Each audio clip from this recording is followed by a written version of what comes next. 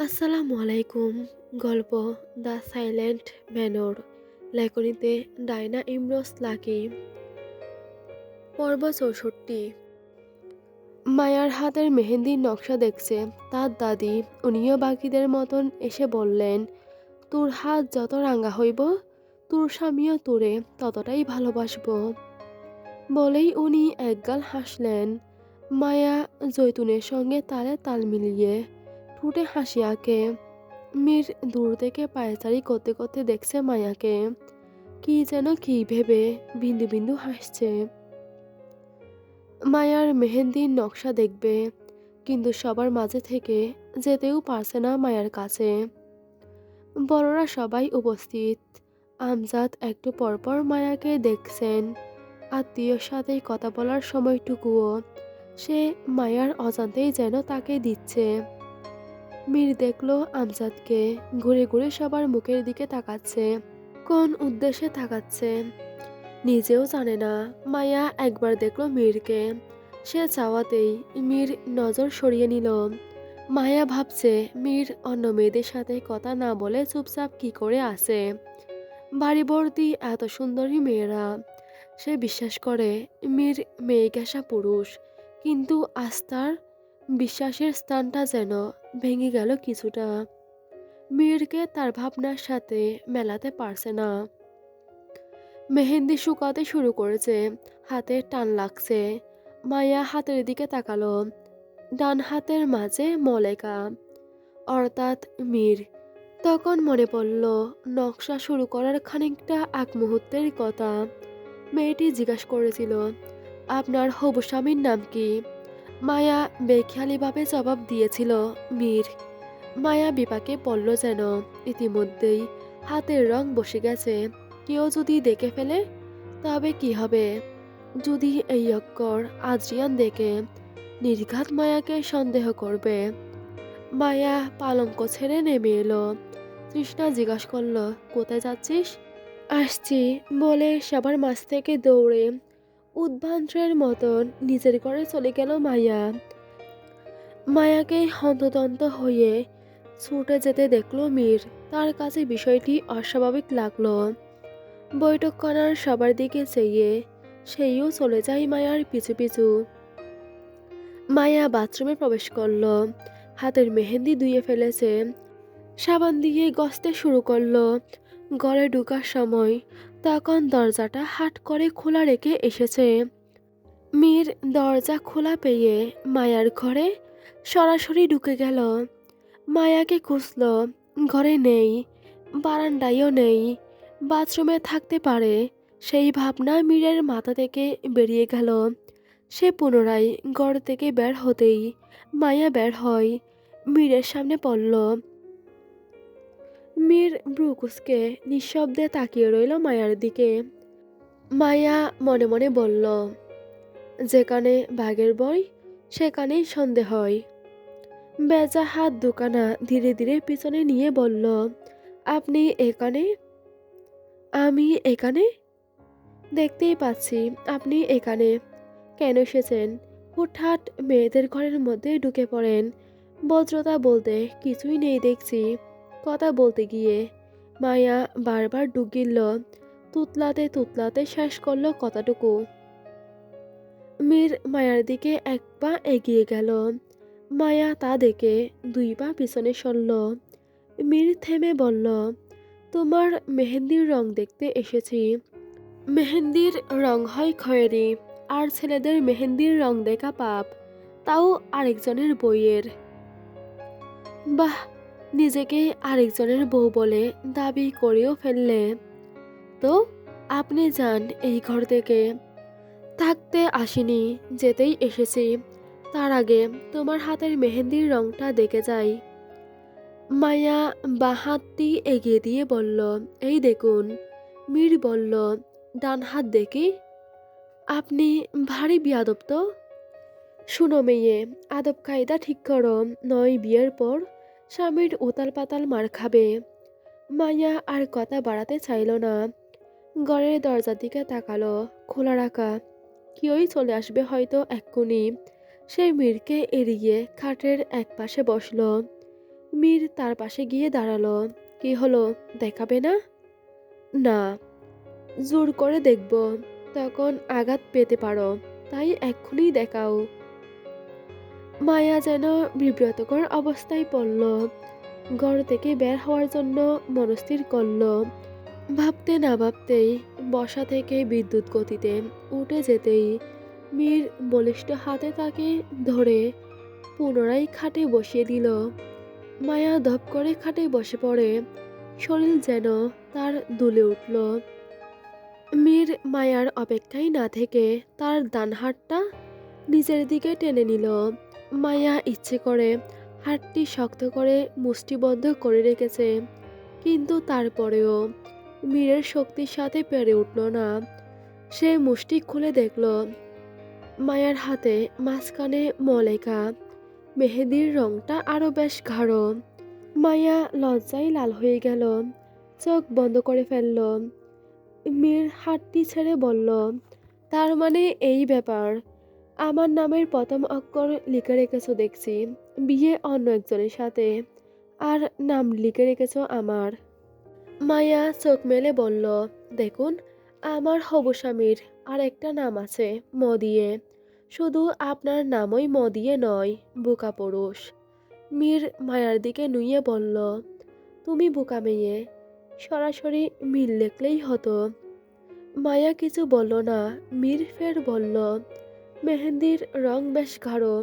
লোকে বলে মেহেন্দির রং যত গাঢ় হয় তত নাকি স্বামী আদর করে, সোহাগ করে, তোমাকেও বোধহয় করবে। অসভ্য। মায়া মিনমিনিয়ে বলল। মীর শুনে মায়াকে খাটে ধাক্কা দিয়ে শুয়ে দিয়ে বলল, আজ তোমাকেই অসভ্যতার অর্থ বোঝাবো, দেখো কেমন লাগে। আপনাকে অসভ্য বললেই এর অর্থ বোঝানোর জন্য ব্যাকুল হন কেন? অদ্ভুত পুরুষ তো আপনি। মেয়েদের সম্মান করতে জানেন না? আমি মীর মেয়েদের খুব ভালো করেই সম্মান করতে জানি। যাও, বোঝালাম না অসভ্যর অর্থ। আজও ছেড়ে দিলাম, কিন্তু এরপর আর ছাড়ব না, বলে মায়ার উপর থেকে উঠে বসল। এরপর তো আমি দূর দেশেই চলে যাব, তখন আর চাইলেও আমাকে পাবেন না। আমি সেই দূর দেশে যাব তোমাকে অসভ্যতার অর্থ বোঝাতে। আমি ছেড়ে দেওয়ার ছেলে নই। আপনি বদমাইশ লোক। মীর হাঁপ ছেড়ে বলল, তুমি মেয়ে, আমাকে যত গালি দিলে আমি জীবনে তত ভাতও খাইনি। মীর মায়ার ঘর ছেড়ে যেতে হঠাৎ থমকে দাঁড়ায়। ঘুরে মায়ার দিকে চেয়ে বলল, বাড়ি শাড়ি বদলে নাও। আপনি বলার কে? মীর দাঁতে দাঁত চেপে ধরল, চোয়াল শক্ত করে বলল, আজকাল তুমি মুখে মুখে কথা বলা শিখেছ। যাগ্গে, বিয়ের কনের সাথে রাগ না দেখালাম। থেমে পথ ঘুরে যেতে ফের দাঁড়িয়ে মায়াকে সতর্ক সংকেত আঙ্গুল দেখিয়ে বলল, মোহিনী আসবে তোমার বিয়েতে। ও যেন তোমার হাতে আমার নামের অক্ষর না দেখে। এমনিতেই বেচারি আমাকে সন্দেহ করে, পরে প্রেম শুরু হওয়ার আগেই ভেঙে যাবে।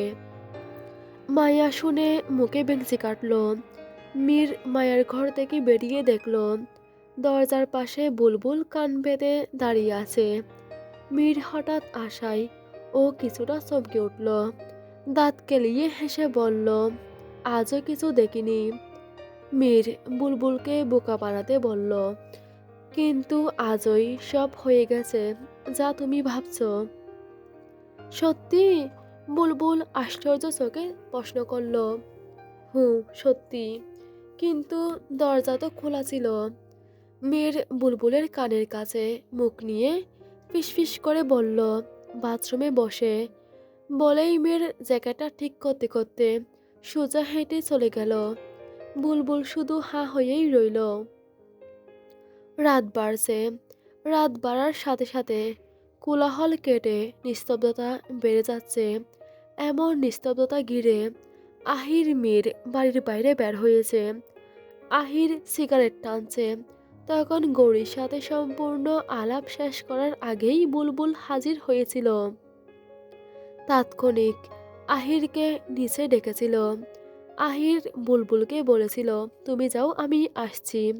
বুলবুল নাকচ করে জানাই, আমার সাথেই চলুন। সর্দার ডাকছে। বুলবুল বাদ্যর মতো দাঁড়িয়ে থাকায় আহির গৌরীকে ছেড়ে আমজাদের সাথে দেখা করতে চলে যায়। আমজাদ জিজ্ঞেস করেছিল, মিলন হত্যার তদন্ত কতদূর? আহির যতটুকু জানতে পেরেছিল সবটা খুলে বলে। মীর রাস্তার পাশে একটা গাছের গোড়ায় বসে আছে। আহিরকে উদাসীন দেখে জিজ্ঞেস করলো, কি ভাবছিস এত? গৌরীর প্রেমে পড়েছিস নিশ্চয়, তো ওকে বলছিস না কেন? কিছু অনুভূতি কখনো কখনো মাটি দিতে হয়। আমিও চেষ্টা করছি নিজের অনুভূতিকে মাটি দিতে। হঠাৎ এরকম সিদ্ধান্ত? মীর বিমর্ষ মুখে বলল, কখনো কখনো সিদ্ধান্ত বদলাতে হয়। জানি না তোর সিদ্ধান্ত বদলানোর কারণ কি, তবে গৌরীকে ভালো না বাসার মতো কিছু দেখছি না। এলোমেলো জীবন মেয়েটার। মা অসুস্থ, আজ আছে, হয়তো কাল নাও থাকতে পারে। বাবা নেই, এতিম। এরকম মেয়ের দায়িত্ব নিলে উপরওয়ালাও খুশি হবেন। আহির সিগারেটে শেষ 2 টান দিয়ে ফেলে দিল। নির্বিঘ্নে বলল, জীবনের গণ্ডি কখনো কখনো এমন জায়গায় এসে থামে, তখন যেন থমকে দাঁড়িয়ে পড়তে হয়। আর সামনে এগোতে মন চায় না।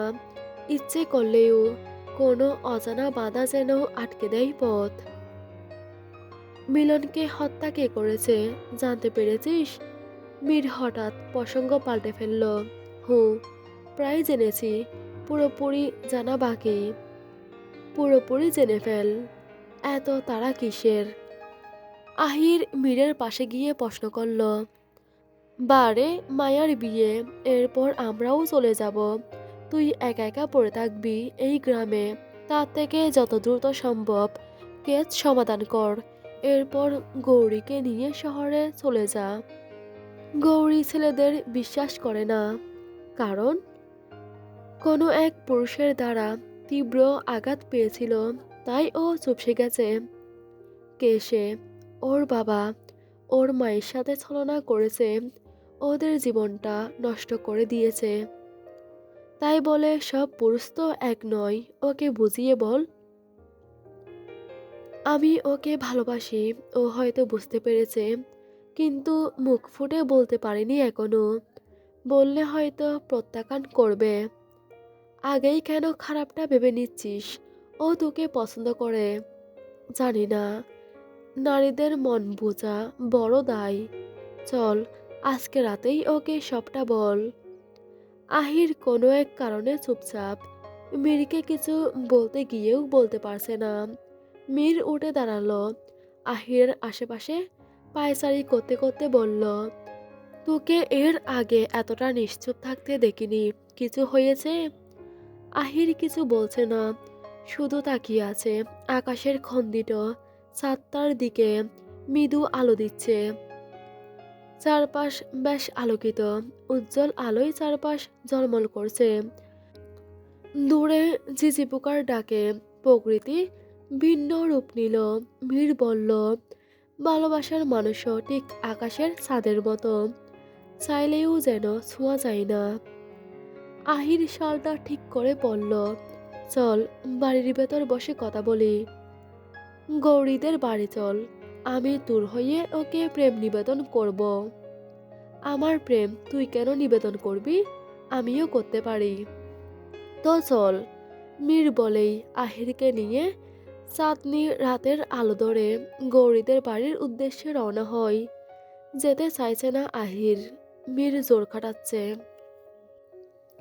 গৌরী ঘরের সমস্ত কাজ শেষ করে সদর দরজা লাগাতে যাবে, ঠিক তখনই চোখ পড়ে উঠোনের দিকে।